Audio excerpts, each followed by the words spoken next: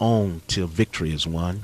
Lift every voice and sing till earth and heaven ring. Ring with the harmonies of liberty. Let our rejoicing rise high as the listening skies. Let it resound loud as the rolling sea. Sing a song full of the faith that the dark past has taught us. Sing a song full of the hope that the present has brought us. Facing the rising sun of a new day begun. Let us march on till victory is won. Gracious God, our Heavenly Father, we are so grateful today for your love and your mercy. We thank you how you've blessed us down through the years. We thank you today for the blessings that you have brought upon this place in our lives and according to your word. Father, we ask that you bless this community, bless its leaders, continue to empower us to be able to let your light shine forth in our life. Help us to be the light, help us to be the salt, help us to walk in unconditional love with one another. God, we glorify your name. We thank you that your name will be proclaimed throughout this world, but mostly in our lives. For in Christ Jesus' name we pray. Amen.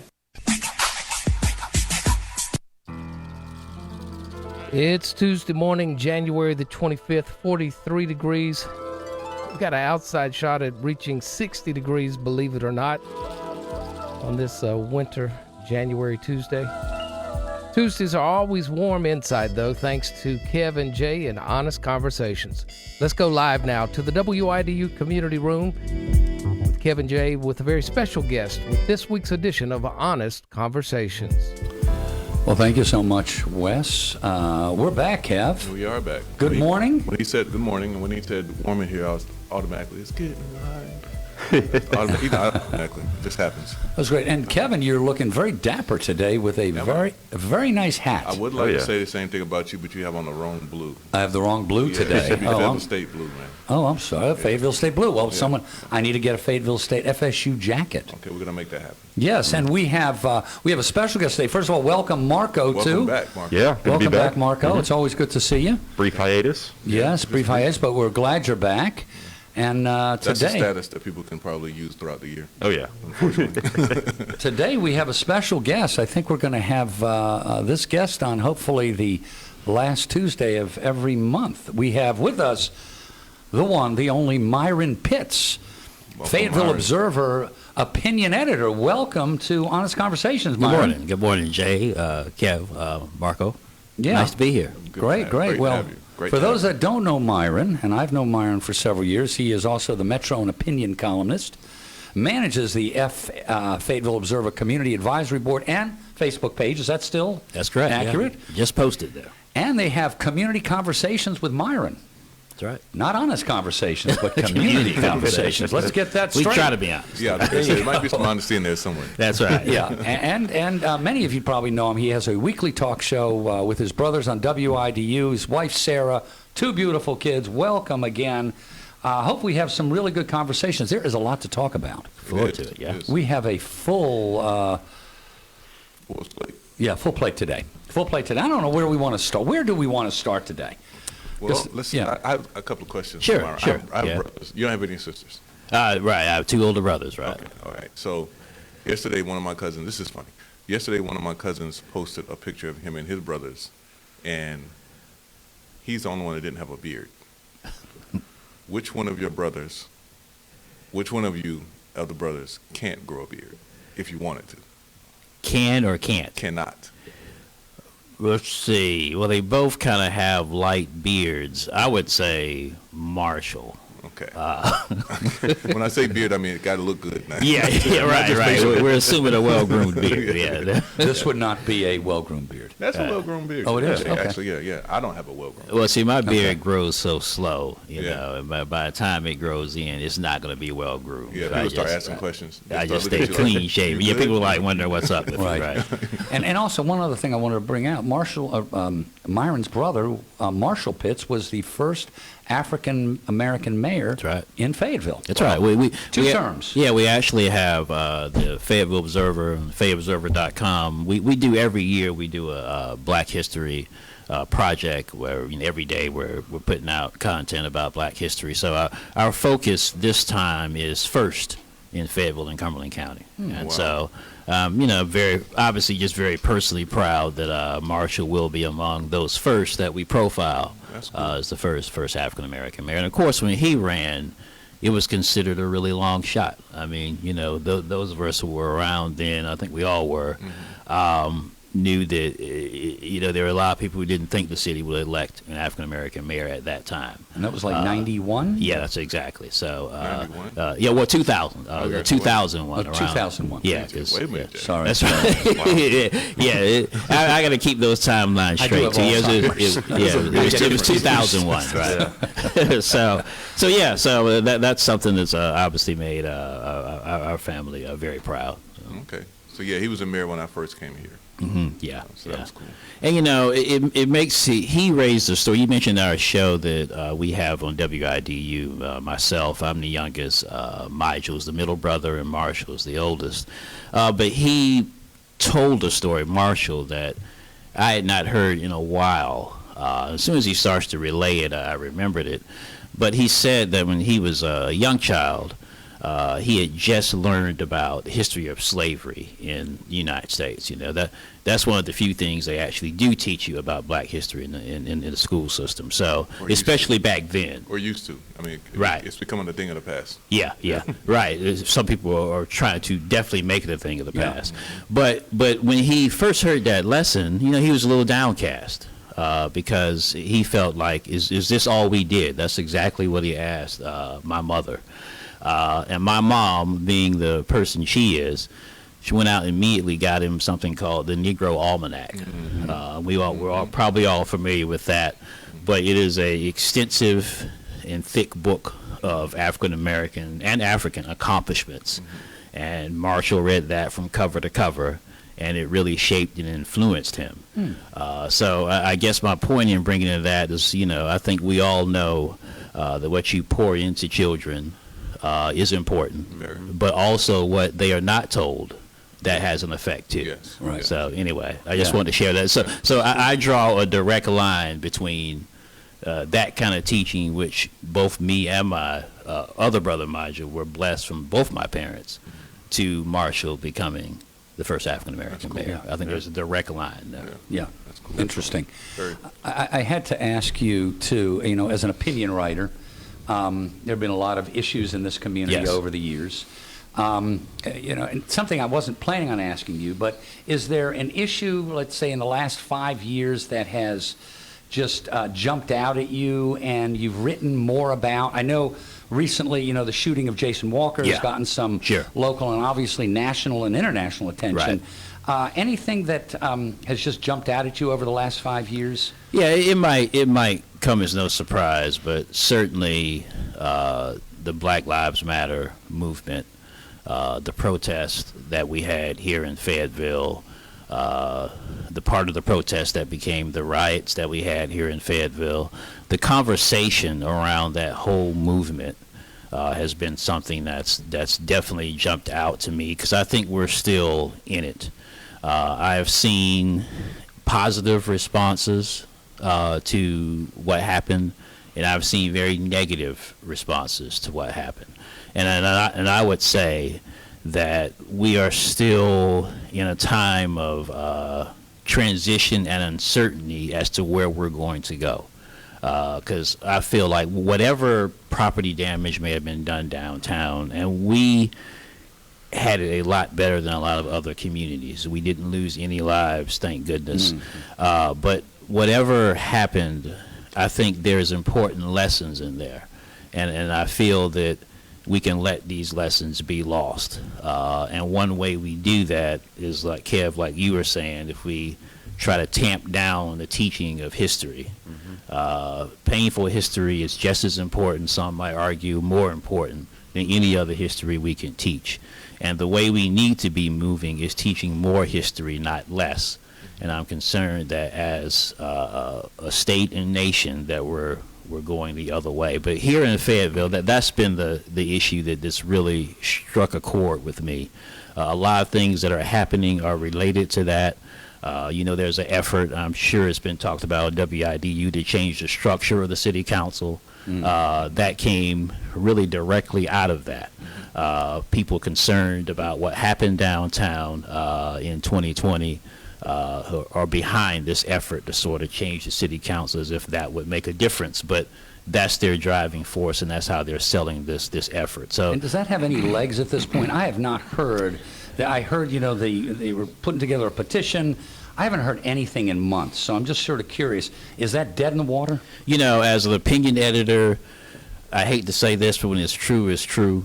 Jay, I don't know. I mean, I really don't know where that effort is right now. It bears a look at by us down there at the Observer to see what's going on with it. Well, you bring up some interesting things. I mean, because when you look at history and you look at where we are with history across the nation, where it's been talked about whether it's true, not whether it's not as true, it's whether or not we're going to tell the truth. Yeah. It's not even we're not even seeing anybody rebut what has happened. Right. It's just the efforts to keep anybody from knowing, or and then when you look at that, and we're here in the state of North Carolina, gerrymandering and redistricting. Yep. And you mentioned the potential of the city council switching over or changing the way that it's structured, and then you sprinkle on top of that, $80-something million project for a reconstruction or a Civil War museum. Right. And if you spend 5 minutes studying that time period from, let's just say you go from 1860 to 1880, 1890, most people will probably be flabbergasted to, okay, so why are we investing this much money? Yeah. When there's so many other things that we can invest the money in, number one. And number two, there's so many other things that we can build a museum around, especially being here. Right. So we don't even have a museum about Lafayette, the guy who even, you got one statue, and that's pretty much it. So I don't think that it's a lost thing for us to, just kind of push to the side. I think it's very, very important that we stay grounded and listen to and watch, exactly how things are moving around you, because when we are sidetracked with situations like Mr. Walker's death and the surroundings that come about that, those people are still working. Right. They're still working on making those things happen. So we need more people actually getting involved and getting involved specifically to certain issues to protect how we're going to get this new generation. Yeah, I'm glad you brought that up, because one thing I think that a lot of folks, and I can be certainly guilty of this as well, get into a frame of mind that let's do this one thing at a time and let's leave this other thing to the side. And really, we can all walk and chew gum. I mean, we can do multiple things at once. When I say we, I mean this community, and I would say even broader, the country. We can do multiple things at once. And I do think it's important to look at the historical aspect, to keep that at the forefront, and also to pursue the ends that the Black Lives Matter movement was looking at. I was reflecting just this morning, and when I was prepping for this show, was the important role that activists on the streets play in rounding out the picture of the victim in these situations. Because when you boil everything down, an unarmed man was shot and killed in all these situations we're talking about, Jason Walker being another example. In the past, and I can say this as a journalist, and because the Fayetteville Observer has, and I can acknowledge I've been with the paper more than 25 years, but we have participated in putting a certain kind of narrative on these things. And the narrative is basically what the police say it is, essentially. The police will give their account of what happened, And often it focuses on certain facts that happen and maybe not other facts, but you never really get a sense previously of the victim, the person's life, a father, a son, an uncle. And the activists keep that at the forefront. And I'm always of the school of thought that more information beats less information. Right. And that's why I actually support the Civil War and Reconstruction History Center. Now, we can certainly debate the investment, because it's a large investment of money, and if that money could be used elsewhere. It's primarily going to be funded by state, but there is a local investment in millions and millions of dollars. And I want to talk to you about that local right, investment. but I think if done right, and that's the big part. Well, yeah, if done right, it can address some of the historical holes that we have. There's so much. There's an expression I heard in the African American community, maybe it's larger. The half hasn't been told. And I would say not even a quarter has been told. I mean, would you say, what figure would you say, Kev? I mean, I'd say, depending on what time of year it is. Yeah. If you say February, I'd say half. The Right. story is being told. Right. The rest of the year, I wouldn't give it, 1/6. Yeah. Same here. And I want to even with that. Yeah. Go ahead. It's kind of one of those things where I look at the money. I don't have an issue with the story being told. I don't want to have a homeroom for the KKK though. Right. And I think that's the extreme that has more potential because of the involvement of the state, number one, and who's at the state, who's in control, who's in the majority, who's making the decisions. That's number one. Number two, and then at the same time, the benefits in the end has not been justified to say, oh, this is great for Fayetteville. Because of all the issues that we do have here. Yeah. And when you look at the protests and, like you said, the narrative, right? Yeah. This is the part that makes it hard when it's time to agree or disagree with who's right and who's wrong when they're right. Right. So when the other guy was saying media, and how it's painted, he wasn't completely wrong. It's just the way that he was using it. Right. And that's what we see too often as well. And I think from a timing perspective, we have been talking about the Civil War History Museum and whatever we're going to call that, for several years before George Floyd. Once the George Floyd incident happened and there was so much attention on this, the timing seemed really bad. And It's always going to be bad. Right. Yeah. But I will say this, that two thoughts. One is my initial thought when I came to Fayetteville and I heard about this potential museum coming to this community, my thought was, I get the education piece. My concern is you are going to have people out there that see this differently, and you're going to attract some really bad folks coming to this community. That was one of my concerns. The other thing is, the city at one time did say they were committed to the $7.5 million, so did the county.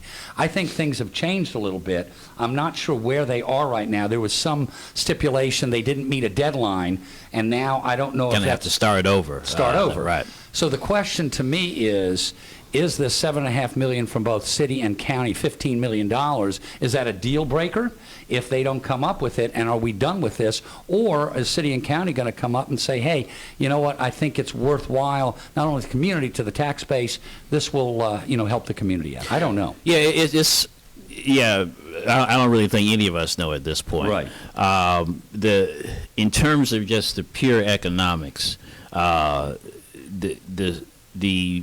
museum has the money from the state that it needs. Like it can get built. The question, though, is do you want to go forward with the project if the city government and the county government, the leaders of those entities, are not willing to invest in? Because it's about more than the money. By not investing, that's sending a pretty strong statement that the community doesn't want it. There's no buy-in. And I just feel if there's no buy-in, no matter how good it is, and I think it has potential to be really good, but if the community doesn't buy into it, it's not going to fly. It would be interesting to even see a poll. Who is supporting this? Is this supported It'd be by? interesting to see who they polled. You know, well, So now but you- I mean, if you took the poll was valid. I mean, Yeah. is this white people supporting and mostly African Americans not? I mean, I don't know. Is it liberals not I'm supporting? more aggressive. I'm more aggressive. Yeah, be on more my aggressive, pushback. Kev. I'm more Yeah. aggressive on my pushback for this museum than Sure. I ever have been. Yeah. I'd love to just sit back and debate the whole entire panel by myself. Yeah.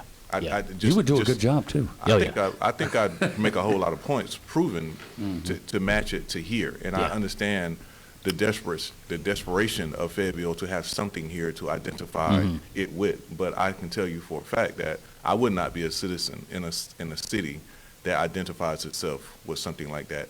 Although I'm a history buff, that's the biggest thing too. Like I'm a history Yeah. guy. I've been studying history and reading stuff when you back in the day when you had to use microfiche. Yeah. So this is not anything new in the sense of Microfiche. Wow. yeah, the history that you You wanna- really are old. That's old school. That's when know you you get were your that real old, Kevin. research, right, Kev? Microfiche, Yeah, right? I mean, you had to push it. But I'm serious though. I Yeah. mean, like when you think about what all comes with that, you know, and I grew up on Highway 82, so I grew up on the Civil War battleground. It's really insensitive and intrusive to say that you want to live in a diverse community and be next door to an entity like Fort Bragg, where you have the highest number of recruitment into white supremacist groups and that type of stuff. You're basically laying the foundation for that. And when you already have a broken school system where most people who make a median income that can afford to take their kids out of public schools are doing it in record numbers. So what does it do for that population of people? And Yeah. of course, you know, Jay, being a community advocate, and there's a difference between advocate and activist. You don't There- think yourself both? You don't look at yourself as both? I'm curious. No, I don't. Okay. But I will say that you just have a large community who gets swashed over and never get to the minimum of what's needed for them to not be at the minimum all the time. And I don't see where this right here is really going to, I don't see where this is going to address this community Yeah. for what it needs. I just don't see that. Right, and, and I think you definitely raised some good questions. I think that whatever results benefits from these questions being answered, or at least addressed and acknowledged.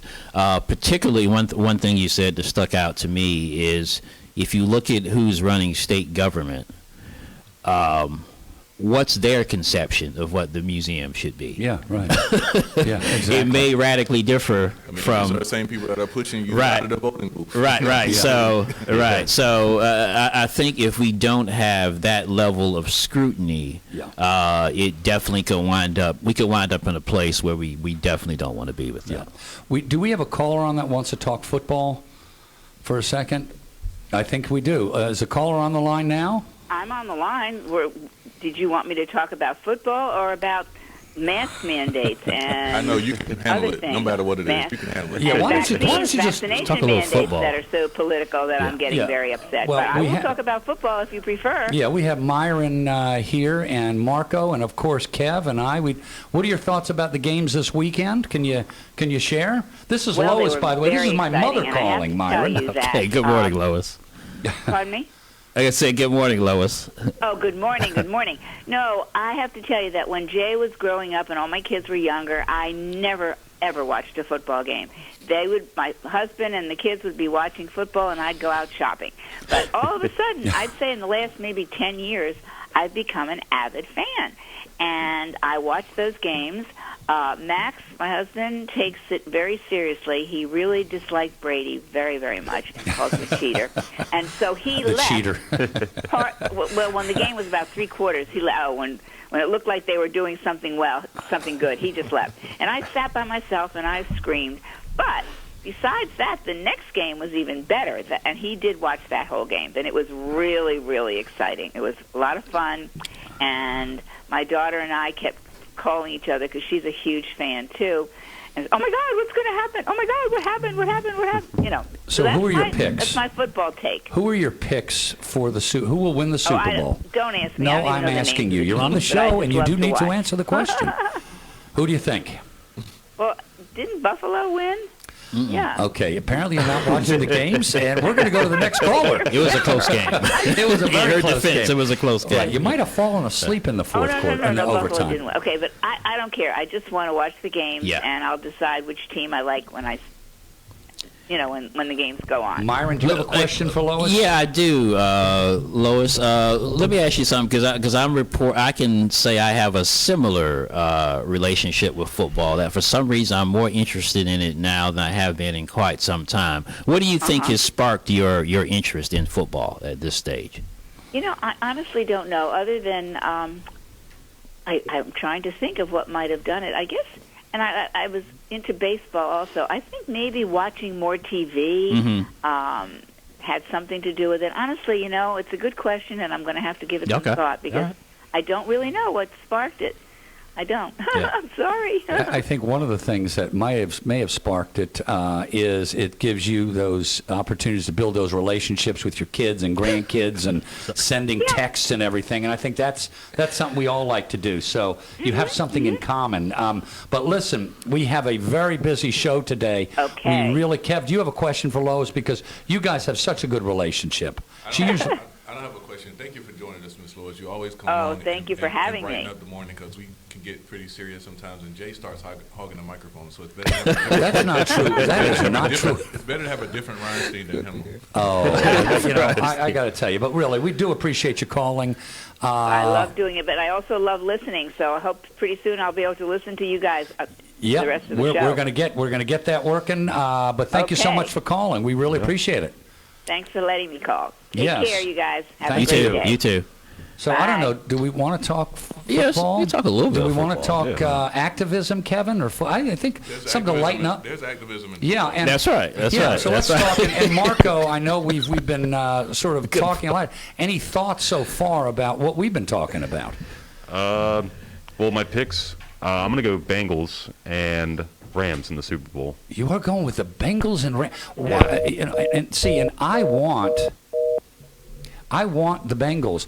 Why do you think? Why do you think the Bengals will beat Mahomes and the Chiefs? I just want Joe Burrow to win. I think it'd be, Okay. everyone's got the support for Burrow, and he's fresh out of college. Yeah. Not fresh out of college, but he's Seems like a good kid. Yeah. he Yeah. deserves the win. Okay. What are your guys' thoughts? Yeah, I'm with Marco. I don't know who's going to win. I would like you for the did, Bengals. that would be something. Yeah, I know. Myron. But I'd love to see the Bengals and Burrow. I'm a casual fan. I'm like your mom. Like I didn't really watch it. I watched it when I was really young. Then I would even have me and my wife would have a Super Bowl party every year. But I'm going to be honest. Kev, you mentioned the activism piece that's in football. The whole situation, how the NFL handled or colluded against Colin Kaepernick really kind of turned me off of the NFL. I was like, they didn't have to do the man like that. It was free speech protest. It was clear there was collusion. Right. People talk about cancel culture and all. This really was cancel culture. When you don't let a man do or a woman do the profession which they are well qualified to do. All the owners colluded because if there was not that, someone would have drafted. Would have picked up Colin Kaepernick. He had went to the Super Bowl. I want to say a stat I heard this weekend in light of this weekend's games is that when he was with San Francisco, they beat Aaron Rodgers and the Packers 3 times in the playoffs. The Packers have never beat San Francisco in the playoffs. Aaron Rodgers has never beat San Francisco in the playoffs. He's 0-4, and 3 of those were against Colin Kaepernick. But Kaepernick's out of the league. He's doing fine. We shouldn't weep for him, but at the same time, he was done wrong. So that kind of turned me off. That turned me off the NFL for a while. But I can tell you what brought me back to sports. But can I say something about Kaepernick real quick? Sure. Because I was one of those folks early on, as my father was. I remember when he knelt, I immediately was like, this is the American flag. What are you doing? No, I'm being honest because we've talked about this before. And then I realized how wrong I was because it had nothing to do with patriotism or the flag. And I think it's important when you can have those conversations and be very introspective and look back and say, I was wrong. And it was almost like, we do have another caller, but I've been in situations like that before, and I realized that even with the O.J. Simpson case, I'm going to go back with 25 years, where you had a polarized America. You saw black America cheering on, and you saw white America looking like, oh my God. It wasn't about the verdict. It was about years of injustice. And I think until we can actually have those honest conversations, as a white guy, I was looking at the wrong issue, and I'm really glad that I was able to say, God, I was really wrong on that one. And that's all I wanted to say. But still, I mean, even in so, when you talk about, as a white guy, you want to feel that we've done something, right? So as if you feel that way as a white guy, I mean, just imagine how somebody else may feel as a non-white guy. Yeah. So, because it's not just black people, and I think that's the thing. Colin Kaepernick was raised in a white family. Yeah, he was. He was experiencing these things as a kid, and not necessarily being told the reality of why he was going through some of the things that he was going through as a young man. Mm-hmm. I mean, we talking about as a kid, and going all the way back to middle school. So for Kaepernick, I think it was more of one of those things in the league where it's like, you know what, like, I'm tired of this. Like, this is just way too much. And I think he read something or felt something or went through something that tipped him to the point where, you know what, I got to do something about this. Crazy part about this country is our very first amendment is the only one that he used to highlight all the other amendments and how bad they were. Mm-hmm. And we did, as a country, the worst thing possible, and you spoke to it, Myron. We banned the dude, man. He was blackballed by the NFL right. owners. Yeah. He was. So when you, I'm gonna go back. I'm gonna bring it all the way to the crib. I'm gonna bring it all the way back to Fayetteville. The crib is where we sleep. Where we lay our heads. Yeah. So again, I'm using that when I approached my thoughts about this museum. It's the same thing. You have the same controllers, same type of controllers. This museum is a vision of a few that attached to another few, and then they figured out a way to add the hue to it in order to get the community to be on board. And the NFL does the exact same thing. It was white, and then we realized that we can make more money if we're not so white. Only one NFL head coach that is African American. That's left, right? That's left. Right. One was just fired, right? Mm-hmm. Exactly. Yeah. So I mean, like, America changes, but it stays the same at the same time. And that's the very important thing that Colin Kaepernick was really trying to point out.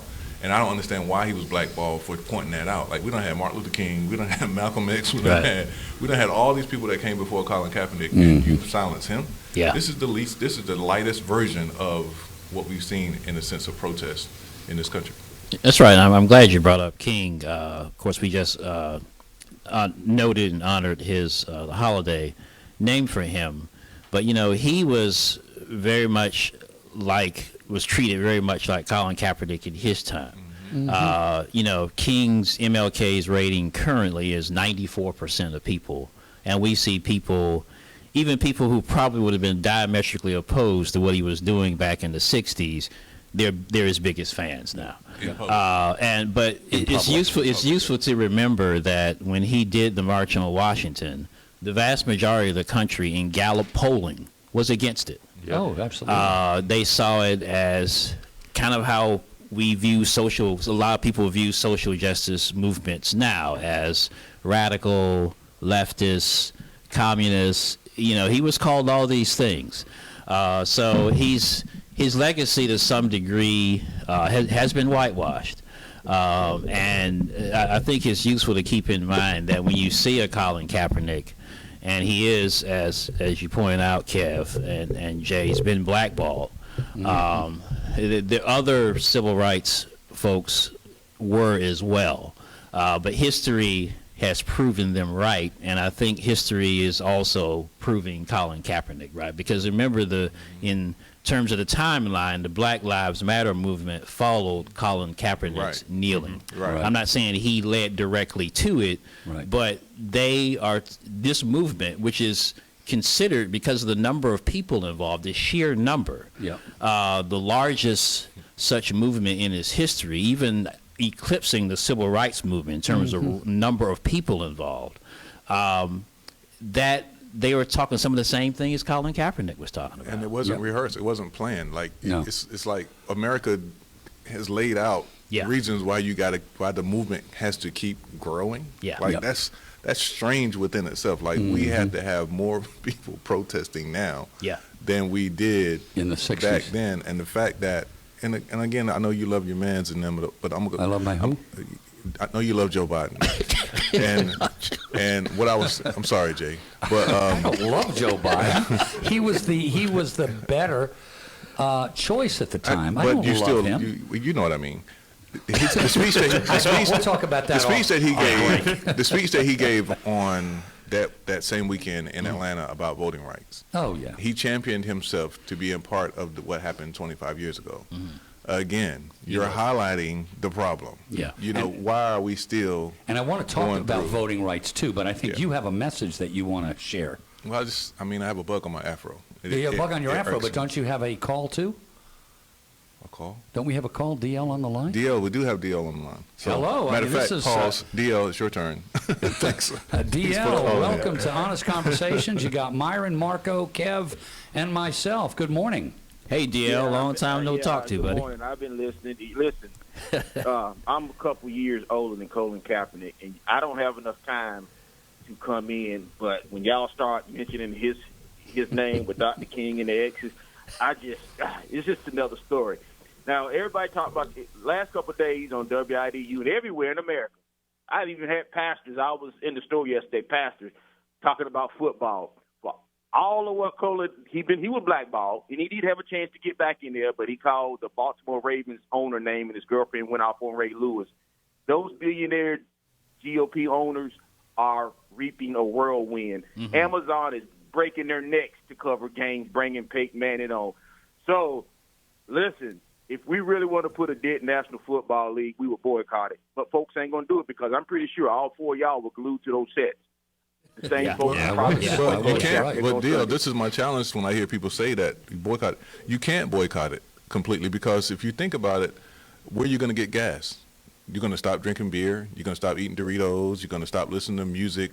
The NFL is branded because of how they make their money. They don't make money from us necessarily cheering the team and tuning in. It's the commercials or the commercialization of the NFL or the TV that's got deals us. So we gotta stop watching Fox and CBS in order for us to. I mean, all the time. Put down 7 the days. network. Yeah. You have to put down TV. And I don't know if I'm willing to do that. You can't. Let me Honest conversation. Because I love Biden so much. I'm not a flamethrower. Go ahead, but I'm the FBI. Here's my concerns about this investigation with the deputy Hess. I want him to get due process from the law enforcement side of the house. Sure. Sheriff Wright has the decision to make, even if they clear him. Sheriff Wright has to look at it. Is this a person I need on the sheriff's office?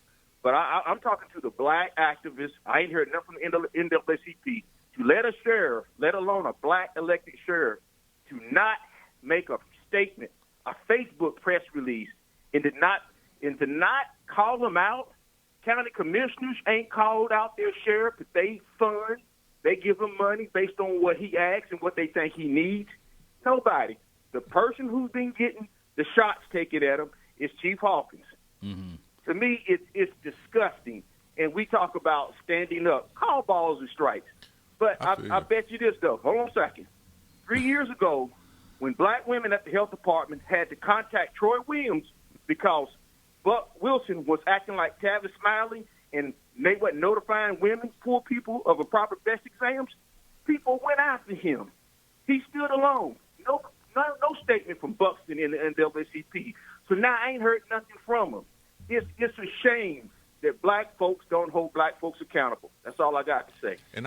How do you really feel, DL? But thank you. But I know, and DL brought a good point. I don't want to say that he's wrong because he's absolutely right. The thing is, what else though? What now? What we know this about the NAACP in Fayetteville.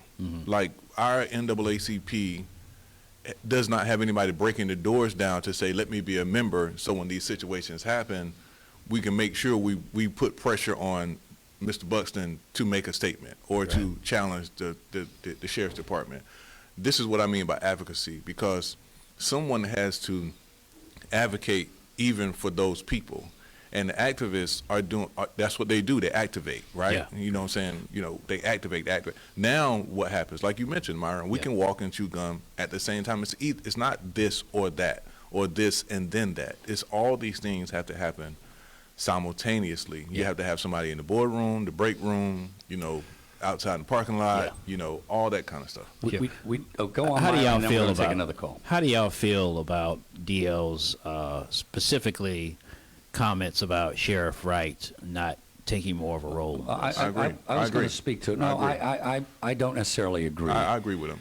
I would say this, that we don't know what is going on behind the scenes. That's the problem, Jay. We don't. Well, wait a second. Let me just finish. That's the problem. But let me finish.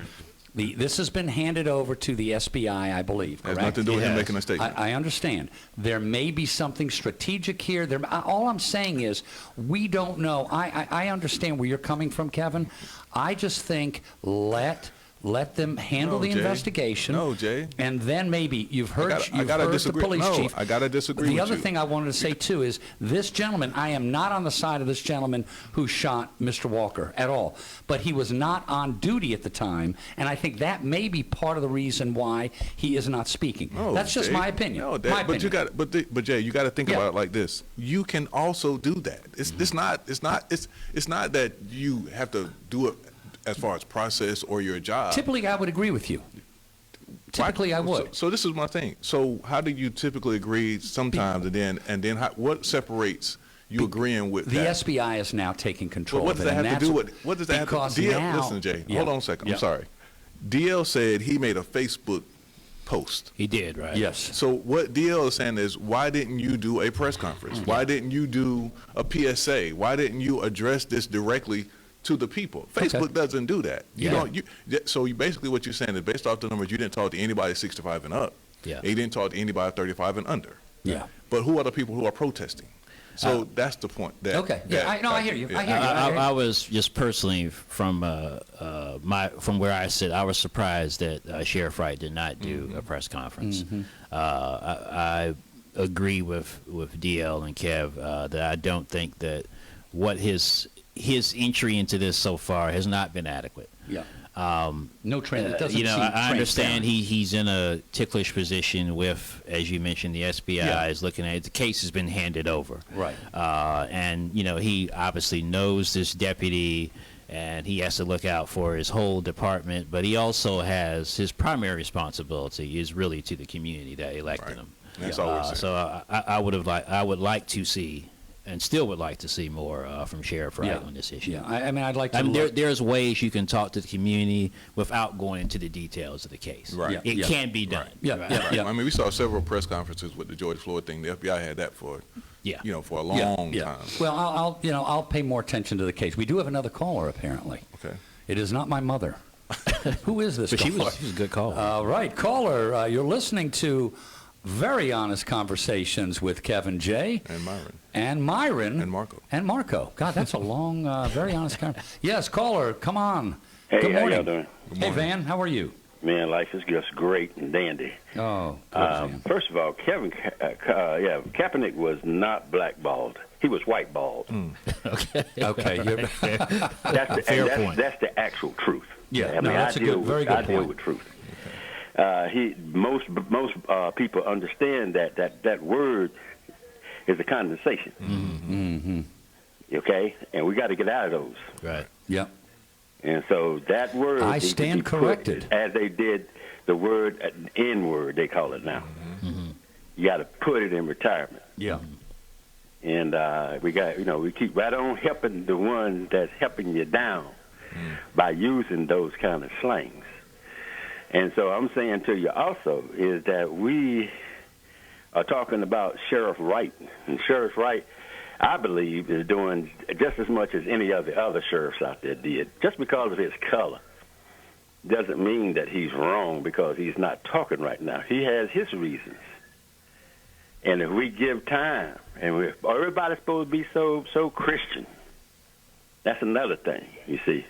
but we don't give that Christian little bit of, a time or any of that to give a man that grace or give that man, the same that you would give the Otis back in the day.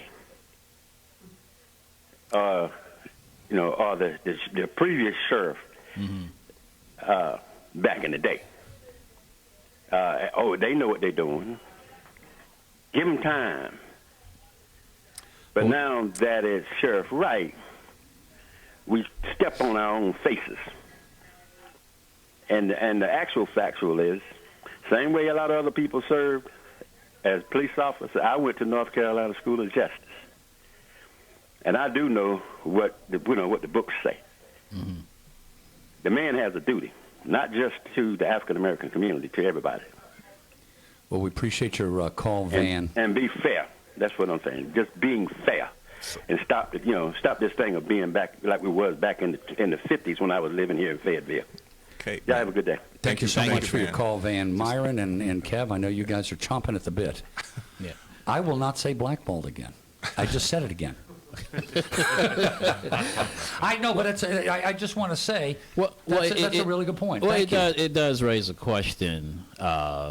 Do we, as African American community, expect African American leaders to be different, better in terms of these kinds of issues than their predecessors? And I will unabashedly say, yes, I do expect them to be better.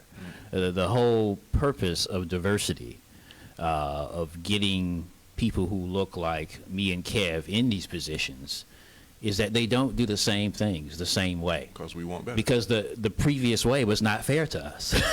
And so, so I freely acknowledge, there's a higher responsibility in terms of that on Sheriff Wright and Police Chief Hawkins, and even myself as the opinion editor. Mm-hmm.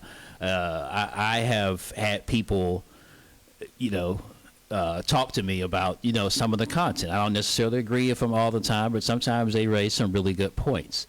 I don't want to have a page that's exactly like all of my white predecessors, because I felt that page often wasn't, and we've had some good opinion editors, but often was not fair or balanced to the African American community. Yeah. So there is more pressure on Sheriff Wright, but that's what he signed up for. Yeah. I mean, he represents all of us, but in that all of us is African Americans. Yeah, and I agree with you, and I think the word that I'm looking for is empathy. And he said duty. Van said duty, and I agree with that. But your duty also is to protect and serve. It's not either or. And it doesn't mean that because you have empathy for this family that you don't have understanding that this is your officer, this person is your employee. This is where we kind of get misconstrued, and this is why I think people make the huge mistake of only voting Democrat or only voting Republican because of, and not looking at the facts of. And then it puts us in a bad position as a community because it makes us look like we put more pressure on the black officer. But again, you campaign to say, elect me because I'm black, because you're black, and I can understand black while I'm in this office, represent everybody. Yeah. And so we don't want you to exempt us once you get there, and we're the ones that put you there. I will tell you, I'm hearing music. This was a great conversation. I'm gonna give it to Marco in a minute. I really appreciate you coming on today, Myron. This was fun. This was great, fun. Great We're conversation. Have you back, right? Sure, yeah, of course. At the end of February, we're going to have you back, and I'm sure a lot more topics. Yeah. And Kev, what are your thoughts? Thank a teacher. Thank a teacher. I just want you to thank a teacher. That's right. Absolutely. Thank a teacher. Marco? It's been a great episode of Honest Conversations, and to hear more from Kev Jay, follow us on social media. We are on Facebook at WIDU 1600 AM, on Instagram at 2BeingHonest, and on TikTok at with Kev Jay. And you can check out Kev Jay's podcast on YouTube, Q&A with Kev Jay. Wow, that is great. Marco, we always appreciate your support and everything. This has been another episode of Honest Conversations with Kev Jay on the WIDU Radio Network, 99.7 FM, 1600 AM. We'll see you next Tuesday, 9 o'clock. Thank you.